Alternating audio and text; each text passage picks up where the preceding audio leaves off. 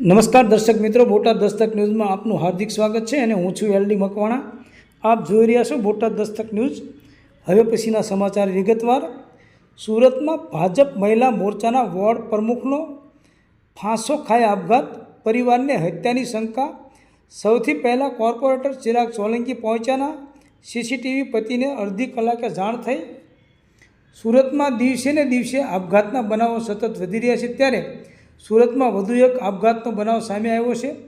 સુરતના અલથાણામાં ward number 30ના Bhajap મહિલા મોરચા પ્રમુખે આપઘાત કર્યો હોવાની ઘટના સામે આવી છે. 34 વર્ષીય દીપિકાબેન નરેશભાઈ પટેલે પોતાના ઘરમાં જ ગળા ફાંસો ખાઈ આપઘાત કરી લેતા ભાજપમાં શોકનો માહોલ છવાયો છે. જોકે ઘટનાની જાણ થતાં સુરત અલથાણા પોલીસ તાત્કાલિક ઘટના સ્થળે પહોંચી આગળની કાર્યવાહી હાથ ધરી હતી. પોલીસ દ્વારા મહિલાના મૃતદેહને પોસ્ટમોર્ટમ અર્થે સિવિલ હોસ્પિટલ ખસેડવામાં આવ્યો હતો.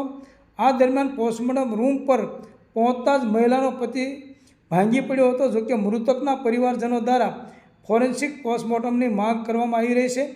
પરિવારજનોએ હત્યાની આશંકા વ્યક્ત કરી છે. પીઆઈ સિવિલ હોસ્પિટલ પહોંચ્યા હતા, જે બાદ મૃતક દીપિકાના પતિ, દીકરી, 2 દીકરા, ચિરાગ, પીઆઈ આ બધા પોસ્ટમોર્ટમ રૂમમાં અંદર ગયા હતા. જોકે આ દરમિયાન ડીસીપી અજયસિંહ ગુર્જર, 84 વિધાનસભા ધારાસભ્ય Sandeep Desai, mayor Dakshesh Mavani civil hospital પહોંચ્યા હતા.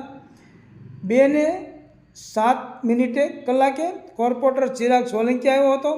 2:17 ડૉક્ટર આકાશ પટેલ આવ્યો હતો. 2:30 ભત્રીજો આવ્યો હતો. પહેલા માળે દરવાજો લોક હતો. રૂમમાં ચિરાગ, આકાશ અને દીપિકા અંદર હતા. 2:34 ડૉક્ટર સુનિલ આવ્યો હતો. ભત્રીજાએ ઘરના સભ્યોને જાણ કરી હતી.